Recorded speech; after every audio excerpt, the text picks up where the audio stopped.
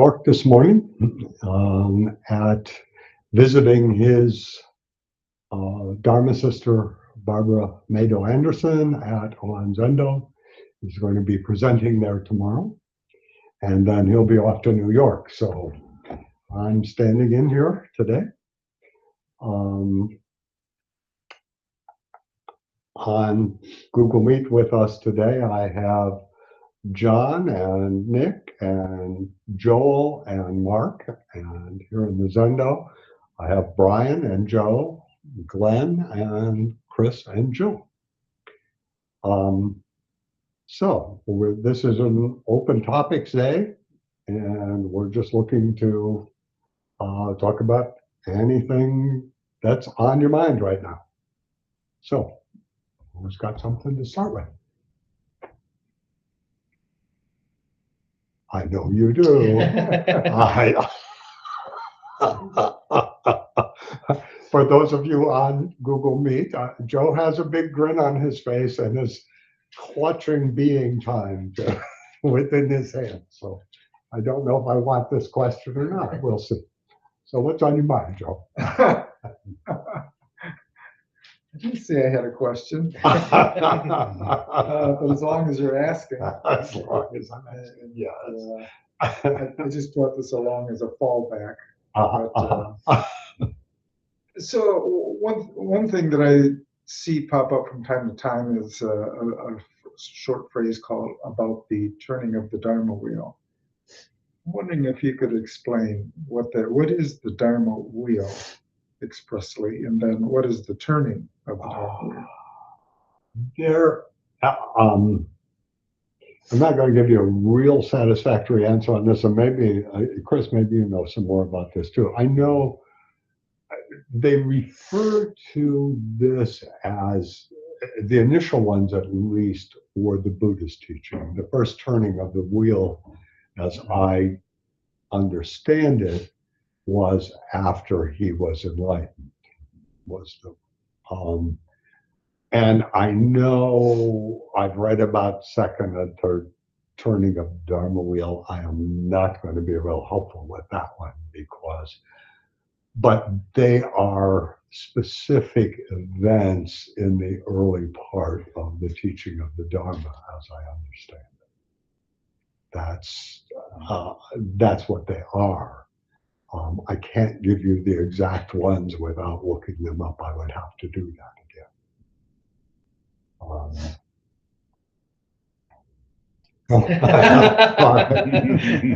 That actually makes me feel better. You've been doing this as long as I have, so longer than I have. So we're a little stuck on the turnings. I would encourage you to look them up. They are basically that. They are some of the earliest teachings of the Dharma that I do know.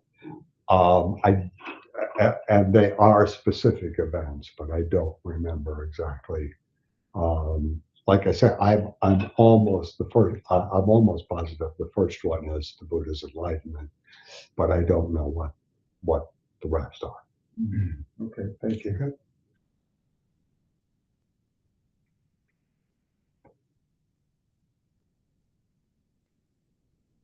Anybody else have anything?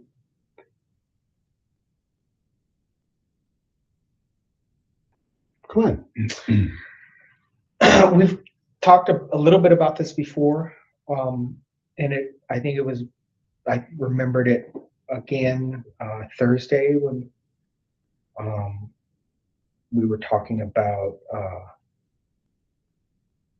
secular interpretations of Buddhism, and I'm interested in the differences between Buddhism and Christianity in terms of the evangelical spirit, right? In some Christian sects, right, the whole point is to go out and spread the word, right? And your merit, your standing as a good Christian, depends entirely on your ability to go out, right, and prosper, and spread the word. And I know that I can't speak for all Buddhists and all sort of movements within Buddhism, but it seems to me like that evangelical zeal is absent from Buddhism, in that we take the vow to liberate all beings, but we don't vow to go out and knock on doors and pass out little mini, heart sutras or whatever. So I just would like to hear what everyone else thinks about that sort of quiet part of Buddhism, right? Like if you're walking through the world, no one would know that you're a Buddhist, right? You don't advertise it, at least I don't. And so there's this vow to save all beings, yet we do it very quietly and sort of behind the scenes. So I'd be interested to hear what other people think about that. I have some thoughts about Yeah. that. The teachings of the Buddha are about alleviating suffering. Mhm. So since all human beings suffer on some level, that's the impetus for searching. So the impetus for searching comes from within. And so there's not a need to sort of like convert people, because people are already seeking on some level. Right. And then Buddha nature indicates that it's a part of everyone, so it's kind of already there. So there isn't like this need to kind of convert people. But the need that we as Buddhists have in terms of how we relate to other people in the world, even though we don't go knocking on doors to try to convert people, we do have this Bodhisattva calling to alleviate suffering. And so, in whatever ways we can do that, we do. And part of that is teaching people the ways to alleviate suffering. So by doing that, and I think again this came up on Thursday, that all of these various Buddhist teachers and ourselves as well, we all have this way about us, and hopefully, we're projecting a certain amount of peacefulness and dignity and these kinds of things that then attract people to us. So, as they say, it's more about attraction than it is about promotion. So, just some of my thoughts. Okay, yeah, that makes perfect sense. Right. I think there's also there's heavy cultural context here in the sense that so for example, the way I often seen it described is Western Abrahamic religions are more orthodoxic, right? So it's important what you believe, whereas Eastern practices are more orthopraxic, more important how you practice. And so in one way, sort of, and of course Zen is famously sort of within the Buddhist family is kind of has a history of a little bit of an anti-book, with Huineng and all that. I think so. I'm going to give my evangelical proselytizers a benefit of the doubt because I've known a few of them, and they're just really beautiful human beings. Some of them, I mean, not all of them. Some absolutely Extremely well intentioned. Right? Absolutely. I've had, I've been brought to tears by, a colleague just trying to proselytize me, just because he cares so much. I think so. With their way of alleviating suffering of all beings is to go out and say, "Hey, I've got the goods. This has saved me. I think it can help you." I don't know that we're doing anything terribly different, except for the fact that we're just trying to go out and be exemplars of how to behave, right? But especially for us, we gather here in this little enclave we have here, in the middle of America. But like monks, I think about, they go out with the begging bowls all the time, right? And that's their way of proselytizing with their behavior, right, as exemplars of the path, right? So it's a terribly interesting comparison all the time. You know, it really, to me, is fascinating, and it really points out sort of so there's some stark, you know, there's sometimes we talk about like, well, we're all saying the same thing, right? And then sometimes we say, well, no, we're not. And a lot of it's, I think, cultural, just sort of this wiring in the mind, the Eastern mind versus the Western mind. And lucky for us, we're at this point in history where we can, you know, sniff around a bit, you know, rather than just be caught in our own little village. Well, I also think it's interesting that it wasn't until Jesus really left the earth that he sent his apostles out to proselytize. When they were all gathered around him, and everything was by example. The other thought I have is we also talk about the necessity of bodhicitta. And a lot of what I'm reading say that has to be the first step. And that bodhicitta causes us to look. And if it's not there, your proselytizing isn't probably, I mean, these are just my thoughts. I'm probably not going to do a whole lot. And the one other thing I would say, just a piece of information, is it, and I'm going to ask Chris, is it Jodo Shinshu that does? There's one of them that proselytizes. One of the Buddhist groups, and I don't know which one it is, but they're the only one. But they do, and they big time they go out.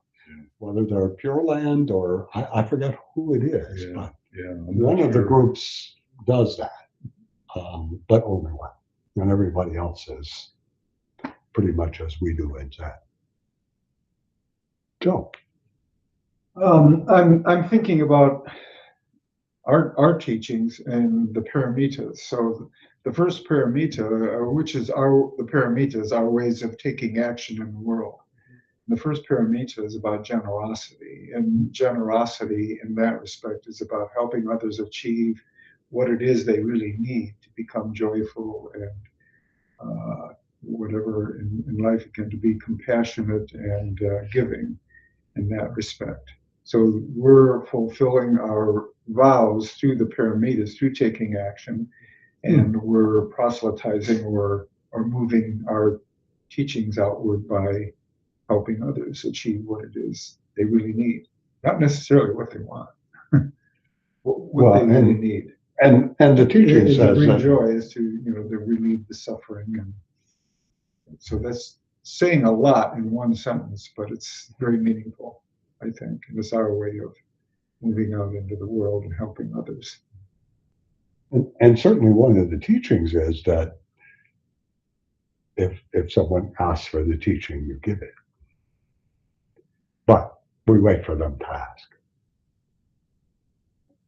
I really wouldn't know how to respond to that. If somebody said, "What are the teachings?" I would probably stare up in the sky for a long time. It's complicated. Yeah, right. Actually, Joe, you know what these are. Impermanence, no self, Yes. everything. Well, impermanence is everything changes. I mean, you know all of those basic things. Because I would have said the same thing, and then not too long ago it dawned on me, oh yeah, I know what the basic teachings of this are. And so do we all. We just need to think of them. I mean, you're practicing them every day, virtually. But as with most of us, when we get asked a question, everything goes away. So, or at least it does for me. Anyhow. And I think there's a little part of me that wants to embody like the old school Zen master from the koans and from the stories, goes out with a stick and hits people. I want to go out and hit people and just like, wake up, you know? What are you doing? You're suffering. Yeah. There's a little part of me that is, I would like to do that, but then I remember skillful means. Well, if I ever see you with the stick, I Yeah. will be.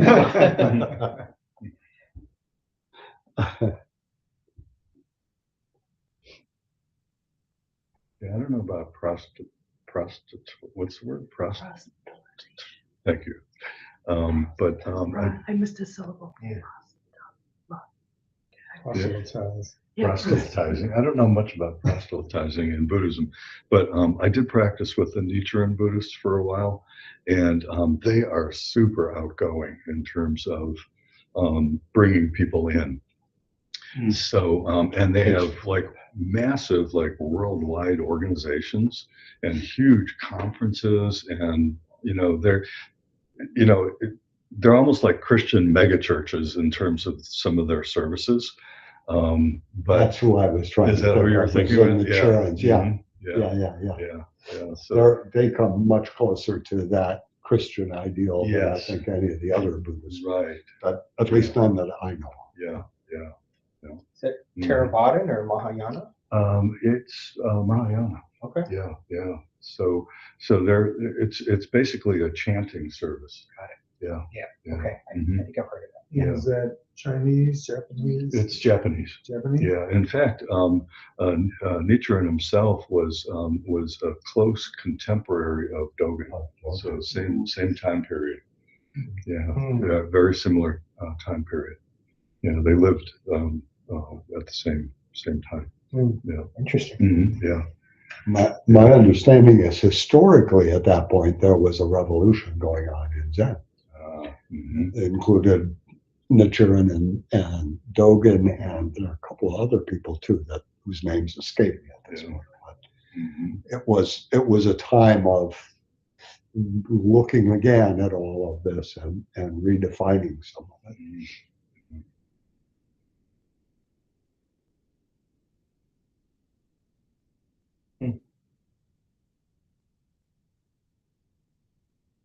Yes, Nick.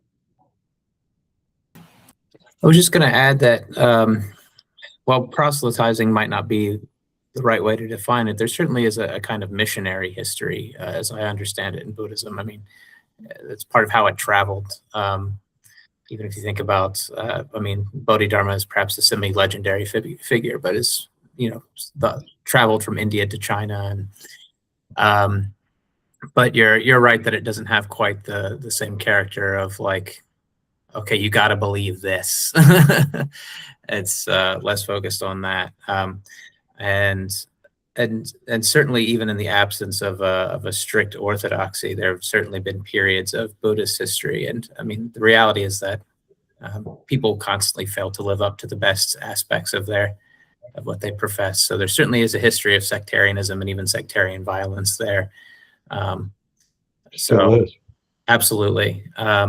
And so I tried to be merciful to my previous tradition, given that I was very involved in Christianity for 30 years and still do attend church from time to time, even if I don't consider myself a Christian any longer. But definitely you're correct that there's a different emphasis for sure. And it's much less about trying to convince people of certain truth claims. That especially since those things are impossible to prove, whereas this is much more about discovering for yourself within the practice, and kind of encouraging other people to do likewise. But just a few thoughts there, and I may be way off base, so you feel free to correct me. But Good job. I come from generations of evangelicals, so I feel I'm authorized to comment. The major distinction I see, one of the major draws of Buddhism for me, was it wasn't like Brian said, we've got the goods. It wasn't the binary, right and wrong, team and other. It wasn't like join our team. It was like, you're already on the team. Like, let's just continue with teamwork. And that is a gigantic, for me, beautiful distinction, because we're not yelling at anyone or threatening anyone, shaming anyone, or flaunting our wonderful decision. But yeah, that I think that is, maybe that comes more in like motivation. Motivationally, what's the distinction? And saving all beings is way different than correcting all of the lost flock, because it's just so much gentler and more. There's totally agree. It's an interesting comparison. These are the two sides of evangelical. Because I've known the kind of evangelical. In fact, one of my wife's good friends is one of the best Christians I know and practices as we do. But I certainly have had other acquaintances, I can't say friends, because, but who were that kind of evangelical. Either you're with us or, you're going to hell. And we're sorry about that, but come on and join us and you won't have to go to hell. I really feel like that's why the word religious trauma is, and religious abuse is becoming like a word, because that's exactly what it is. Yeah. I mean, I was a perfect little child, but I got put in my mind that I was horrible, and then the devil, temptation, and as you know, with your background, my little brain was not even done forming. So it formed like scar tissue almost around that horrifying treatment. And again, my grandfather was a minister, nicest guy, but the words coming out of his mouth were really scary. Actually, just yesterday, I told Chris this, I was remembering tent revivals. I went to them knee-high to a grasshopper. It's literally a tent, and no snake handling, but one notch. But the hilarious, because I can laugh at it in a good-hearted way, the hilarious distinction was that monks retreat. They go to retreats, but these Christians revive. So to show your devotion, we shut up. And they get louder. And don't let anyone tell you that if you weren't waving your arms, that some people weren't going. My dad has said that when he grew up, it was called being struck down by the Spirit. So when the Holy Spirit would go into your body, you would like start dancing or speaking in tongues. And that was like a flex contest, and my dad was like, this young brainiac scientist guy. And he's like, I couldn't figure it out. I was doing all the things and I never got struck down by the Spirit. And I think that was an early seed of diversion in his mind. It was probably a good thing you didn't. It didn't stop him from raising me very strictly, but around the early 90s, he kind of made a 180, and we all our family kind of forgave each other for what went on. What reason was that? Well, my parents were raised Free Methodist, which don't let the free. Yeah. They were free from the laxity and of the United Methodists, so they had to go away. And again, a lot of good people, they weren't bad people. They just were taught an approach that was kind of harsh. But yeah, then I was raised in more of like a missionary church, because my parents were like, we're not going to raise our kids as strictly as we came up. And then now my brother has children, and he's like, I'm not doing any of it. Yeah. So each generation kind of came like down the ladder of severity. Retreating slowly. Exactly. Backing away slowly. But yeah. You may be going up the ladder. Yeah, but I don't know. Chutes and ladders. I think this speaks, I think, to the basic tenets of Christianity and Buddhism. No matter what else Christianity does, you're born flawed. And the only way you get rid of that flaw is through Jesus or God or whatever. Buddhism says we're all born okay. We just got to understand our delusions. And I think those differences grow out of that. I mean, if you think you're flawed to start with, somebody's got to come along and, teach you the way. And that's like the team thing. You got to come be on our team versus bodhicitta. We all have it. Let's just, Here, our team is everybody. Yeah. Right. So it works One out team. there. Fun.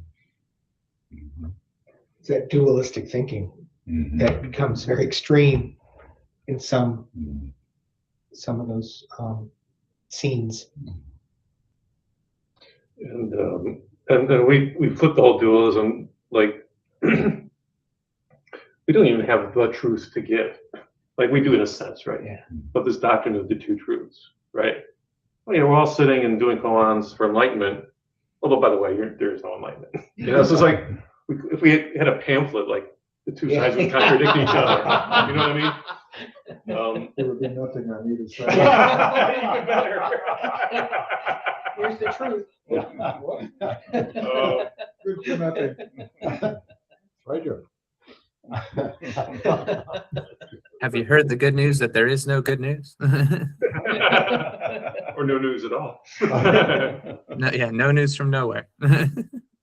So, Jill, thank you for sharing your story of intergenerational trauma and sharing that vulnerability. I'd like to kind of I don't want to. My psychological work on myself and my spiritual work on myself, I'm always, for I don't know, like 2-3 decades now, I'm trying to reconcile them because sometimes, let me see if I could articulate in a clear sentence. Like we read the Metta Sutta today. It's promoting generosity and compassion and empathy, and that we do save all beings. And yet some of us in the world, like whatever, dis-ease you happen to have in the world, it may be that you don't necessarily need to tell someone. Like I will take that message to save everyone, and I will try to do that until I am so depleted that I hate everyone. Right? And I've been given the opportunity to retreat in a certain sense. This past month or two, and realize how whereas my own self-image is as a kind, caring person, right, and compassionate and a good listener, and I've really discovered how. But that's why you burn out. Yeah, exactly. And so I don't know. I'm just kind of expressing myself and looking. I'm wondering if anybody else has similar struggles and comments. As on the same maybe someone's on the same pilgrimage path, but it's, for me, I have to be careful about the Bodhisattva vow because I haven't even saved myself at all. I haven't even saved anything left of myself. And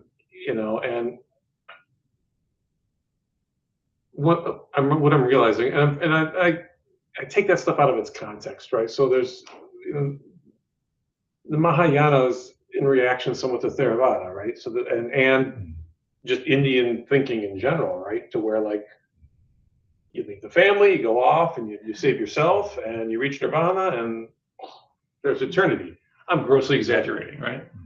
Well, except he came back and got his family too. Yeah, right. So Buddha, that's whole the Buddha come back, but there's still some of that left in sort of the Theravadan tradition. Yeah. Not to slam those folks. Yes. God bless them. Yeah. But the Mahayana is like, let's not do this just for ourselves, but for the sake of humanity.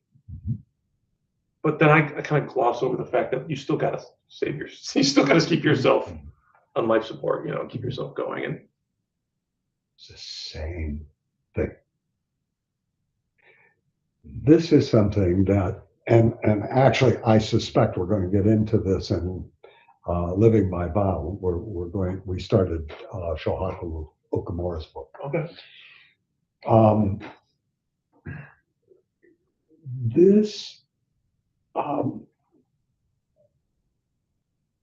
This is where we really need to sit with the Bodhisattva Vows, because it's the only way that they make any sense is if you understand the oneness of all things. And then you also have to understand the limits of this body and this brain to do that. But that's all contained in that first Bodhisattva vow. And just kind of sitting with it, because we all will. I mean, different situation. I was not so much feeling burned out from being too nice to people. I was feeling too burned out from how angry I was feeling, and realized that what I was doing was taking in too much of the news and everything else that's going on, and I backed it off because I could see what the anger was doing to me. And I know what it's reaching out to other people too, but I could see what it was doing to me. And in the same way, you need to look at both of those and just kind of sit with them, I think. I think that would be helpful. The Bodhisattva vows are really tricky. I mean, the Daido Luri, who was the abbot at Zen Mountain Monastery, said, that they were the most, I'm trying to think of the word he used,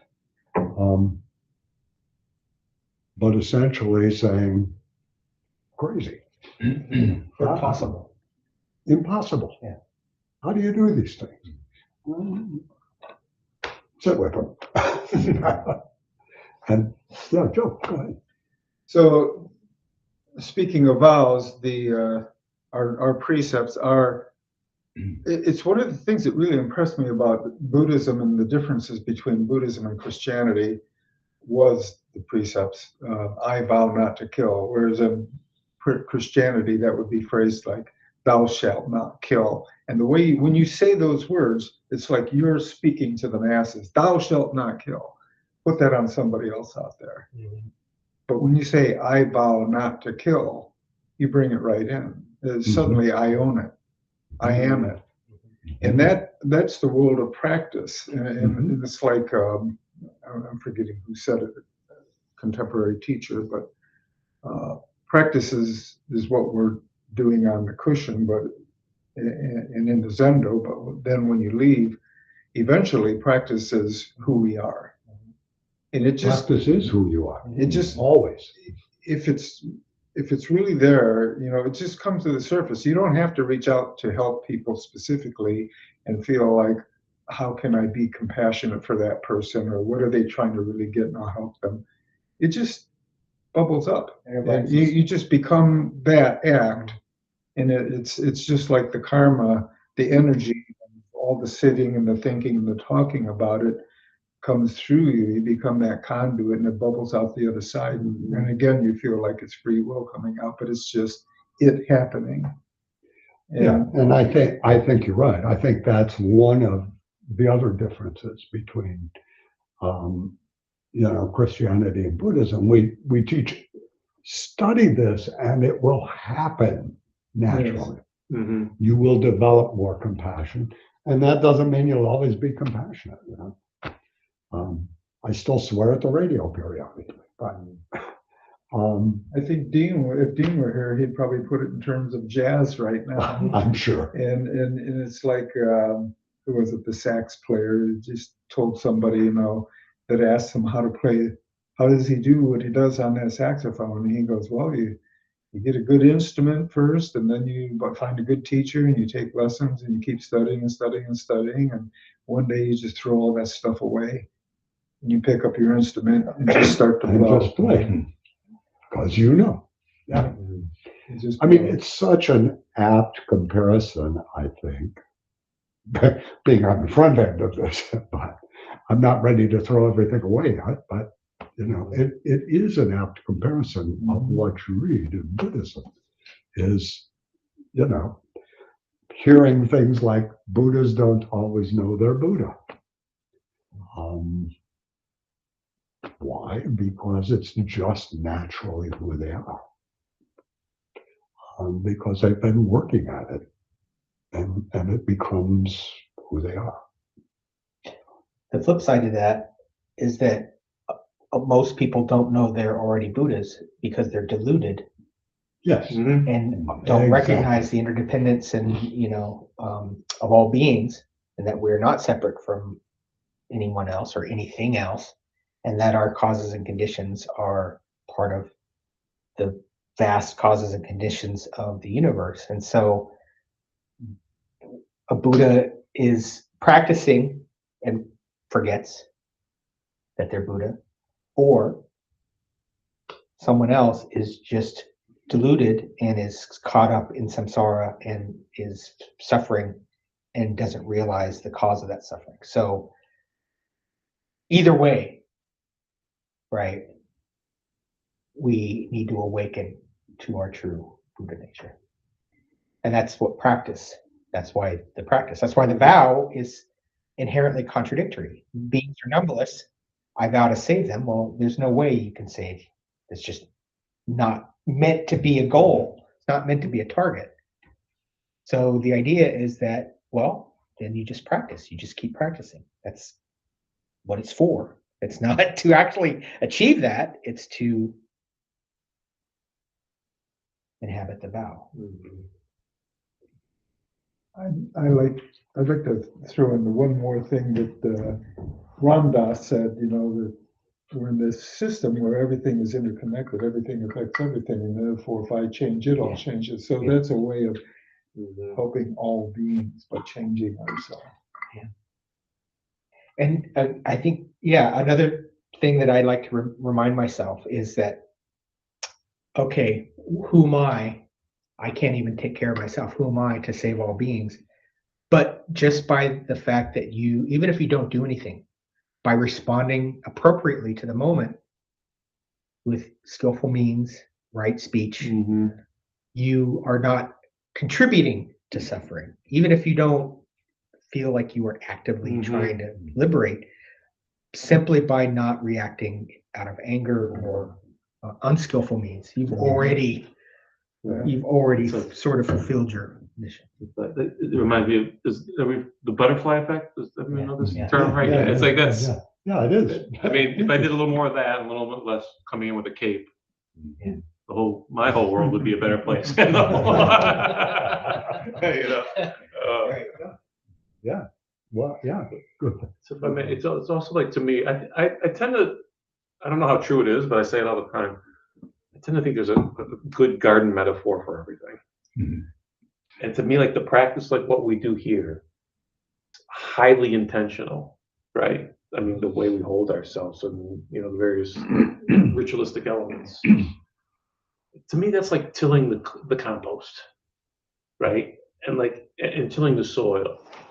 And then when we're done with that, we kind of let, you know, our work like meld, you know, like dissolve into like the grand scheme of Mother Nature, and the magic happens. And then the blossoms come. I would add you got to plant something first. We got to plant something. As someone with experience, you don't have to plant something. Something will sprout up. I was going to say, you're maybe more likely to get weeds. Some will sprout. There's no question. And that to me, that image helps. Some people call weeds wildflowers. Yeah. Well, we went to a native plant sale about 10 years ago, and we now have native plants here taking over our backyard. Yeah. Who knew? They grow really well. Yeah. So, yeah, I like the gardening analogy. It's a good one. It's a good one. I got another one Sure. on the gardening thing that reminded me of my not new, but my most recent favorite quotation. Has to do with interdependence, and it's very simple, but it says we are all seeds and we are all the planting of seeds. So we are our own plant, but every single thing we do is also planting a seed, and that's kind of the India's neck of the garden. But that just comes back to me, like making one good decision on shutting up and say, wow, that's a seed, and springs up in someone else's garden instead of a weed. We're like, you mother, you know. But I just love that. It's a visual, and it's green and growing, and but we are all seeds, and we are all the planting of seeds. Nice. Kind of hippy dippy, but same. It's cool. Maybe adding to the analogy, not everything that looks like a weed is. Or what will you plant today? Yeah, so you planted it. That's. Because you're planting something. I was going to say, I've planted many weeds in my life, Same. intentionally or otherwise.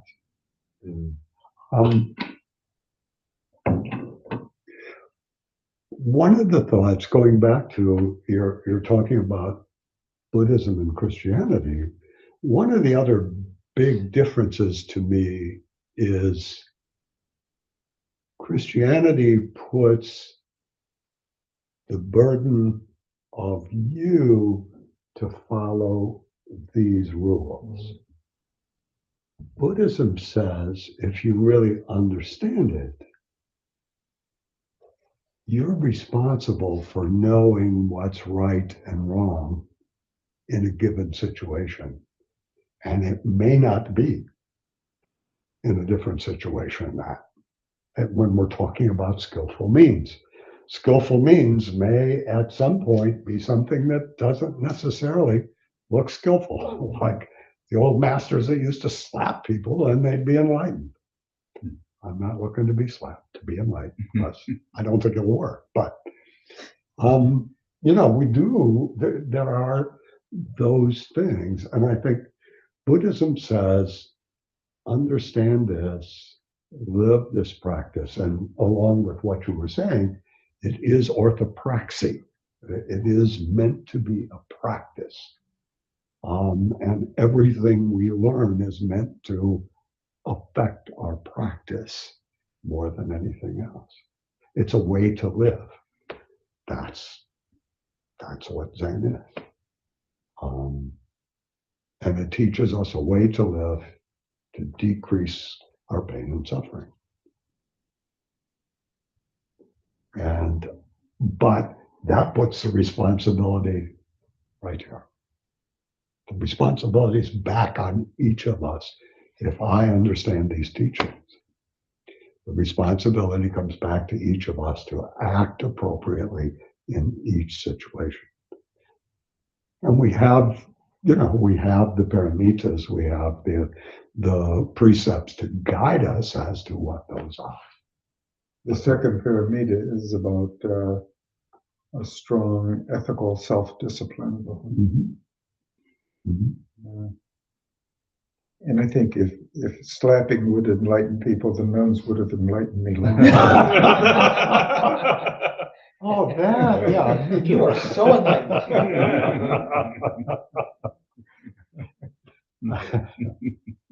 Well, it may not work with a ruler.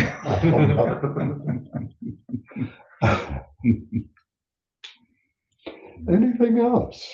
Oh, wow. I'm sorry. We actually have our overtime. If there's anything else, we can do it briefly. But we should be wrapping up here.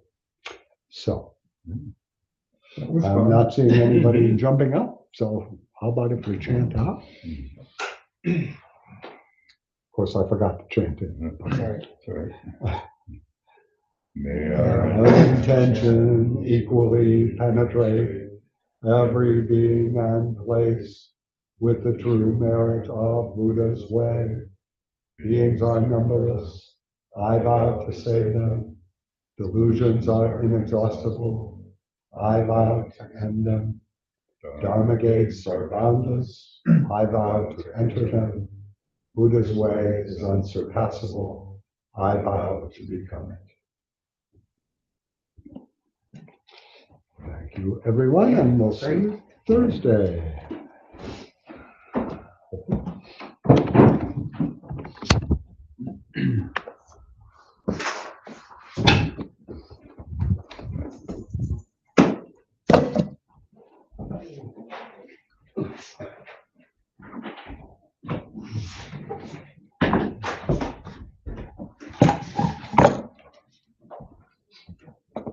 Yeah, that can go pretty well.